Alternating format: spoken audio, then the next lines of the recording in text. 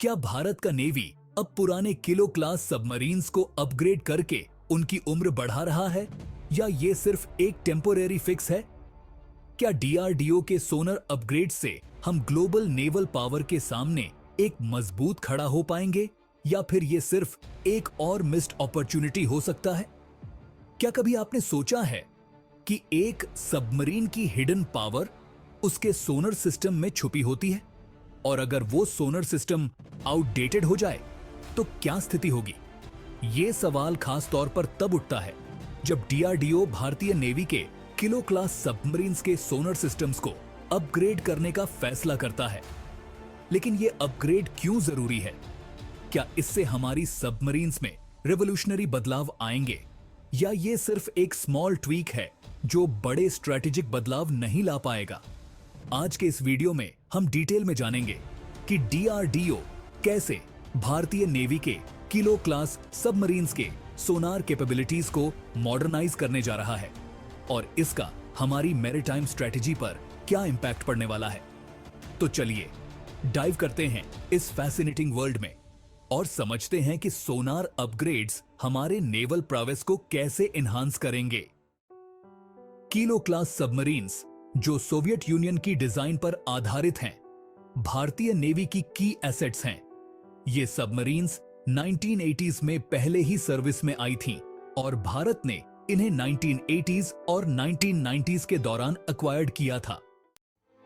इनकी मुख्य समस्या आउटडेटेड सोनार सिस्टम्स हैं। सोनार सिस्टम्स सबमरीन्स की आईज और ईयर्स होते हैं, और अगर ये सिस्टम्स ऑब्सोलीट हो जाएं, तो ये सबमरीन की स्टेल्थ और डिटेक्शन कैपेबिलिटीज को कॉम्प्रोमाइज कर सकते हैं। डीआरडीओ ने इन आउटडेटेड सोनर सिस्टम्स को मॉडर्नाइज करने का फैसला किया है। इस अपग्रेड में कई की फीचर्स शामिल होंगे। नए sonar systems advanced signal processing capabilities से लैस होंगे, जिससे एनिमी सबमरीन्स और सरफेस वेसल्स को डिटेक्ट करना ज्यादा आसान हो जाएगा। अपग्रेडेड सोनर सिस्टम्स की डिटेक्शन रेंज सिग्निफिकेंटली इंप्रूव होगी।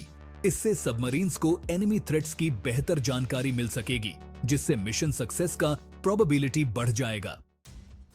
नए सोनार सिस्टम्स के साथ टारगेटिंग एक्यूरेसी भी बढ़ेगी, जिससे प्रिसिजन स्ट्राइक्स और इफेक्टिव सबमरीन वॉरफेयर संभव होगा।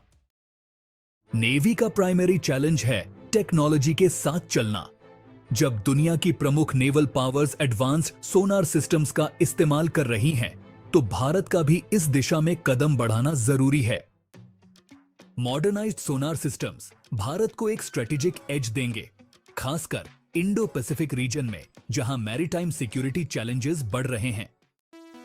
इन अपग्रेड से सबमरीन्स की ऑपरेशनल एफिशिएंसी बढ़ेगी, जिससे उनकी मिशंस और पेट्रोल्स ज्यादा इफेक्टिव और रिलायबल बन सकेंगी। सोनार सिस्टम्स का अपग्रेड महंगा हो सकता है, लेकिन इसके बेनिफिट्स जैसे enhance detection and targeting capabilities operational superiority को जस्टिफाई करते हैं। नया sonar system existing navigation and communication systems के साथ इंटीग्रेट किया जाएगा, जिससे एक सीमलेस ऑपरेशनल एक्सपीरियंस मिलेगा। यह अपग्रेड सिर्फ एक शुरुआत है। आने वाले समय में डीआरडीओ और भी एडवांसमेंट्स पर काम करेगा, जैसे एडवांस्ड सोनार अरेज और एआई ड्रिवन डिटेक्शन टेक्नोलॉजीज। इस अपग्रेड से भारत की सबमरीन्स की कैपेबिलिटीज ड्रामेटिकली इंप्रूव होंगी। हमारे नेवल फोर्सेस को एक ऐसा एज मिलेगा जो स्ट्रेटेजिक मिलिट्री बैलेंस को बदल सकता है। इंडो पैसिफिक रीजन में बढ़ती मैरीटाइम टेंशंस को देखते हुए भारत की enhanced submarine capabilities regional security dynamics को प्रभावित कर सकती हैं। डीआरडीओ के द्वारा किए गए अपग्रेड्स भारत को सबमरीन टेक्नोलॉजी में एक लीडर बना सकते हैं और फ्यूचर के लिए एक स्ट्रॉन्ग फाउंडेशन तैयार कर सकते हैं। तो दोस्तों, क्या आप मानते हैं कि डीआरडीओ के द्वारा किए गए सोनर अपग्रेड से भारतीय नेवी की सबमरीन्स में एक नया लाइफ मिलेगा? क्या ये अपग्रेड्स भारत को ग्लोबल नेवल पावर के साथ खड़ा कर सकते हैं? आपके विचार हमें कमेंट्स में जरूर बताएं।